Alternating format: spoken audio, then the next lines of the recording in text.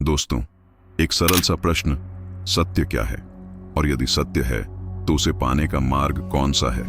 कभी लोग कहते हैं धर्म में मिलेगा, कोई कहता है गुरु के साथ मिलेगा और कोई कहता है ध्यान में मिलेगा। लेकिन कृष्णमूर्ति कहते हैं सत्य का कोई मार्ग नहीं होता, अर्थात सत्य तक पहुंचने का कोई रास्ता ही नहीं है। ये सुनकर चौंकते हो ना?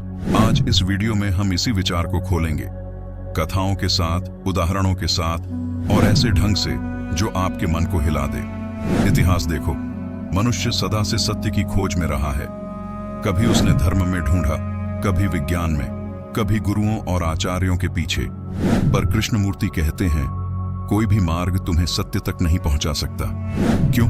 क्योंकि जैसे ही तुम एक मार्ग चुनते हो तुम सीमित हो जाते हो। सोचो, यदि सत्य व्यापक है तो वह किसी एक राह का कैसे हो सकता है? अब प्रश्न उठता है, यदि कोई मार्ग ही नहीं है तो हम कहां जाएं? इसका उत्तर आगे आएगा, अभी थोड़ी प्रतीक्षा रखो। अब एक कहानी से समझते हैं। कृष्णमूर्ति बचपन में ही थियोसॉफिकल संस्था द्वारा चुने गए।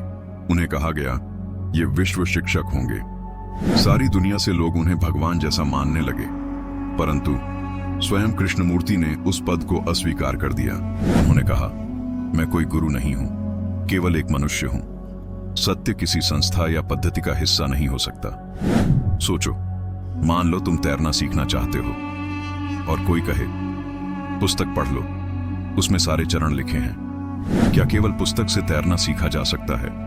बिल्कुल नहीं। तैरना तभी सीखोगे जब जल में उतरोगे। सत्य भी वैसा ही है, वह अनुभव से मिलता है, विश्वास या पुस्तक से नहीं। यही भेद है। सत्य को जीना होता है, न कि केवल मान लेना। आगे हम एक छोटा सा परीक्षण करेंगे जिससे आप स्वयं अनुभव करेंगे कि सत्य को पकड़ना क्यों असंभव है। अब एक छोटा प्रयोग करो। अभी बस अपनी आंखें खोलो और अपने कक्ष को देखो। पर शर्त यह है, किसी वस्तु का नाम मत लो। पंखा देखो पर मत कहो यह पंखा है, बस देखो। क्या अनुभव हुआ? मन एकदम शांत होने लगा, है ना? यही सत्य के निकट पहुंचना है।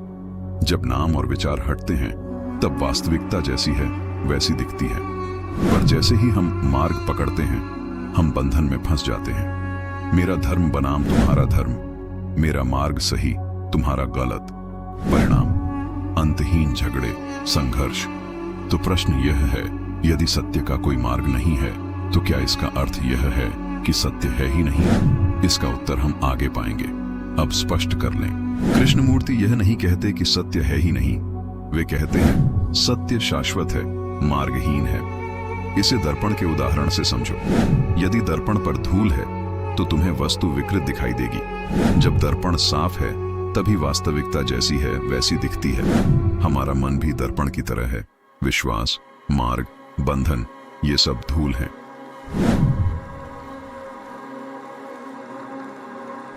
सूर्यास्त को देखो, बस देखो।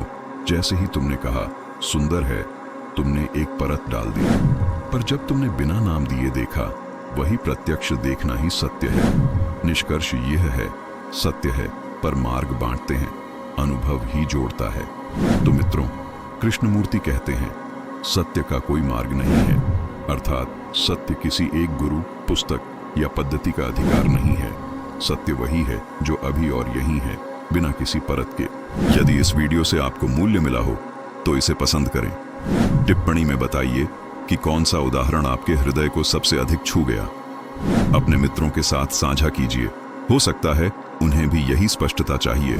और हाँ, हमारे साथ जुड़े रहने के लिए सदस्यता लीजिए, घंटी का चिन्ह दबाइए ताकि अगली प्रस्तुति आपसे छूट न जाए। क्योंकि अगली बार हम चर्चा करेंगे, क्या बिना प्रयास के परिवर्तन संभव है?